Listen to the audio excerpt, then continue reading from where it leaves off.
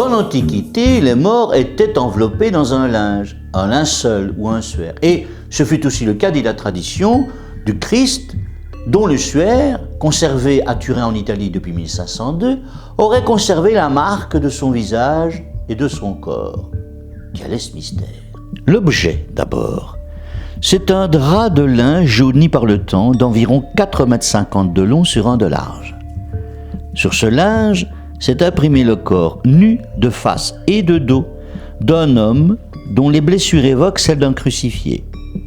L'homme, d'1,80 m, âgé de 30 à 45 ans, porte la barbe, des cheveux mi-longs et présente de nombreuses blessures au visage, mais aussi sur le corps, à l'endroit des poignets, et une tache semble indiquer une blessure au flanc faite par une pointe de lance. On distingue aussi 120 traces de flagellation sur le dos et les épaules. Tout détail rappelant le récit de la Passion du Christ.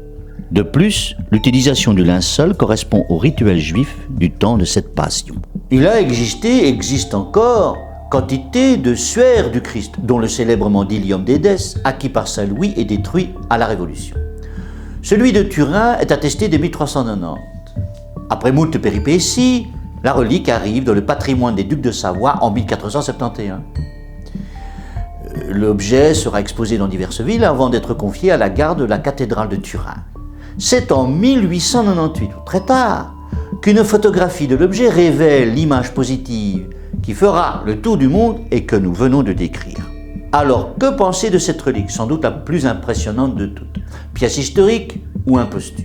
En 1981, une étude savante avait été incapable de déterminer comment l'image s'était formée. Mais par contre, en 1988, une datation au carbone 14 du tissu déterminait à 95% de probabilité une fabrication 14e siècle, c'est-à-dire à peu près au moment où la relique apparaît dans les récits. Aujourd'hui, l'Église n'autorise plus aucune expertise. La position officielle est que le suaire est le miroir des évangiles, sans aucune incidence sur la foi, qu'il soit authentique ou pas. Chacun se détermine en fonction de ses propres croyances. N'oublie pas de t'abonner.